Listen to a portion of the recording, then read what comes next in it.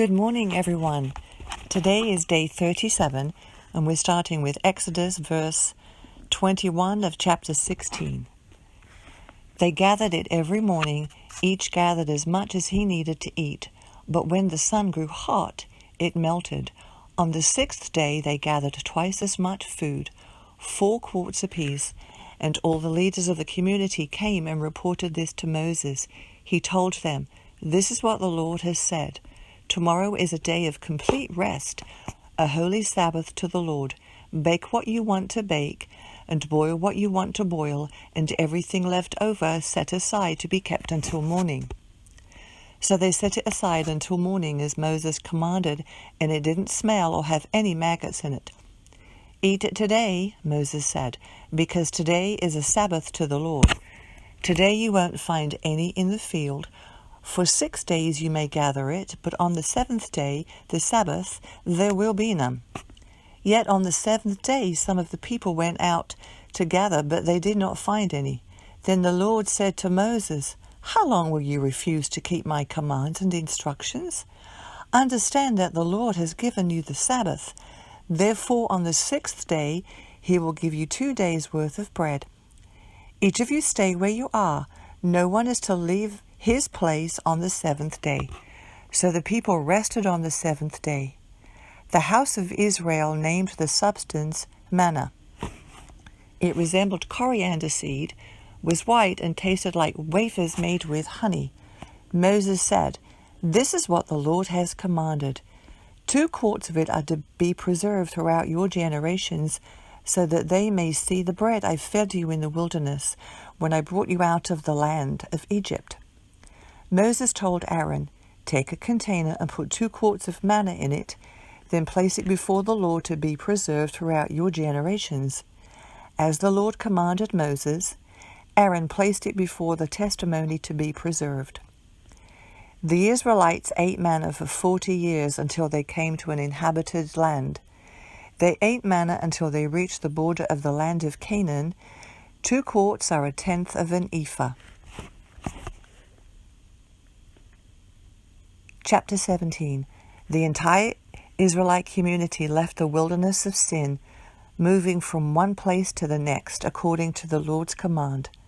They camped at Rephidim, but there was no water for the people to drink. So the people complained to Moses, "Give us water to drink." "Why are you complaining to me?" Moses replied.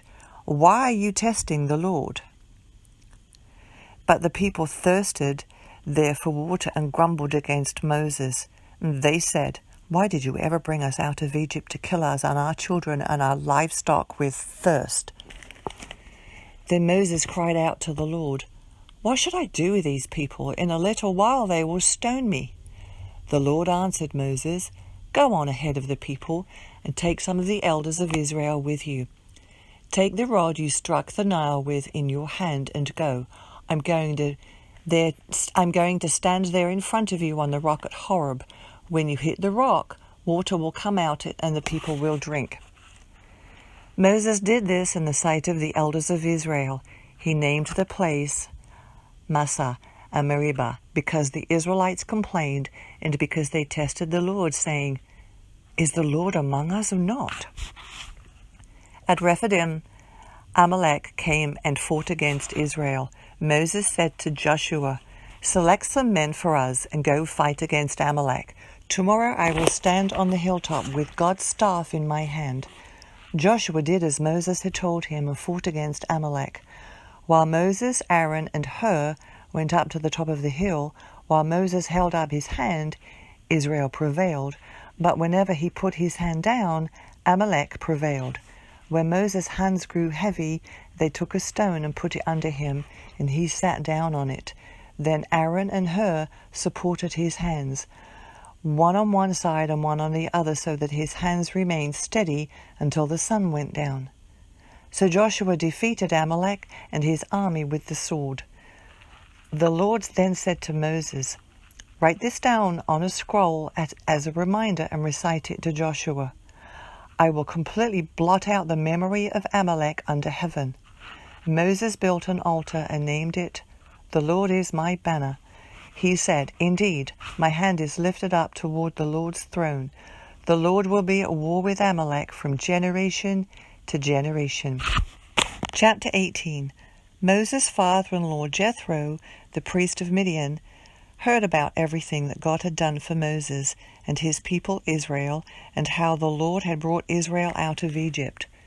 Now Jethro, Moses' father-in-law, had taken in Zipporah, Moses' wife, after he had sent her back along with her 2 sons, one of whom was named Gershom, because Moses had said, "I have been a stranger in a foreign land," and the other Eleazar, because he had said, "The Lord of my father was my helper, and delivered me from Pharaoh's sword." Moses' father-in-law Jethro, along with Moses' wife and sons, came to him in the wilderness where he was camped at the mountain of God. He sent word to Moses, "I, your father-in-law Jethro, am coming to you with your wife and her 2 sons." So Moses went out to meet his father-in-law, bowed down, and then kissed him. They asked each other how they had been and went into the tent. Moses recounted to his father-in-law all that the Lord had done to Pharaoh and the Egyptians for Israel's sake, all the hardships that confronted them on the way, and how the Lord delivered them. Jethro rejoiced over all the good things the Lord had done for Israel when he rescued them from the Egyptians. "Blessed is the Lord," Jethro exclaimed, "who rescued you from Pharaoh and the power of the Egyptians, and snatched the people from the power of the Egyptians. Now I know that the Lord is greater than all gods, because he did wonders at the time the Egyptians acted arrogantly against Israel." Then Jethro, Moses' father-in-law, brought a burnt offering and sacrifices to God, and Aaron came with all the elders of Israel to eat a meal with Moses' father-in-law in God's presence. The next day Moses sat down to judge the people, and they stood around Moses from morning until evening. When Moses' father-in-law saw everything he was doing for them, he asked, "What is this thing you're doing for the people? Why are you alone sitting as judge, while all the people stand around you from morning until evening?" Moses replied to his father-in-law, "Because the people come to me to inquire of God. Whenever they have a dispute, it comes to me, and I make a decision between one man and another. I teach them God's statutes and laws." "What you're doing is not good," Moses' father-in-law said to him. "You will certainly wear out both yourself and these people who are with you, because the task is too heavy for you. You can't do it alone. Now listen to me. I will give you some advice, and God be with you. You be the one to represent the people before God and bring their cases to him. Instruct them about the new statutes and laws, and teach them the way to live and what they must do. But you should select from all the people able men, God-fearing, trustworthy, and hating bribes. Place them over the people as officials of thousands, hundreds, 50s, and 10s. They should judge the people at all times. Then they can bring you every important case, but judge every minor case themselves. In this way you will lighten your load, and they will bear it with you. If you do this, and God so directs you, you'll be able to endure, and also all these people will be able to go home satisfied." Moses listened to his father-in-law and did everything he said.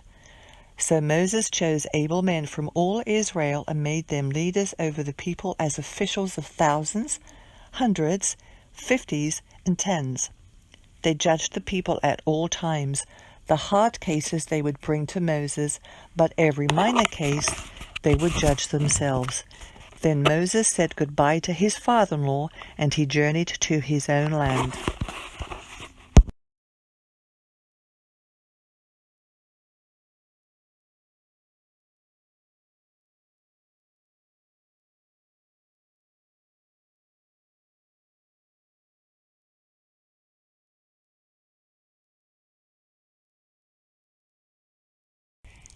Day 37, Psalm 18, verse 37 to 42. I pursue my enemies and overtake them. I do not turn back until they are wiped out. I crush them, and they cannot get up. They fall beneath my feet. You have clothed me with strength for battle. You subdue my adversaries beneath me. You have made my enemies retreat before me. I annihilate those who hate me. They cry for help, but there is no one to save them. They cry to the Lord, but he does not answer them. I pulverize them like dust before the wind. I trample them like mud in the streets. Proverbs chapter 4, verses 10 through 13. Listen, my son, accept my words, and you will live many years. I am teaching you the way of wisdom. I am guiding you on straight paths. When you walk, your steps will not be hindered. When you run, you will not stumble. Hold on to instruction. Don't let go. Guard it, for it is your life. Matthew chapter 23, verses 23 through 39. Woe to you, scribes and Pharisees, hypocrites! You pay 1/10 of mint, dill, and cumin, yet you have neglected the more important matters of the law, justice, mercy, and faith. These things should have been done without neglecting the others. Blind guides! You strain out a gnat, yet gulp down a camel. Woe to you, scribes and Pharisees, hypocrites! You clean the outside of the cup and dish, but inside they are full of greed and self-indulgence. Blind Pharisee, first clean the inside of the cup, so the outside of it may also become clean. Woe to you, scribes and Pharisees, hypocrites! You are like the whitewashed tombs, which appear beautiful on the outside, but inside are full of dead men's bones and every impurity. In the same way, on the outside you seem righteous to people, but inside you are full of hypocrisy and lawlessness. Woe to you, scribes and Pharisees, hypocrites! You build the tombs of the prophets and decorate the monuments of the righteous. And you say, if we had lived in the days of our fathers, we wouldn't have taken part with them in shedding the prophets' blood. You therefore testify against yourselves that you are sons of those who murdered the prophets. Fill up, then, the measure of your father's sins. Snakes, brood of vipers, how can you escape being condemned to hell? This is why I am sending you prophets, sages, and scribes. Some of them you will kill and crucify. Some of them you will flog in your own synagogues and hound them from town to town.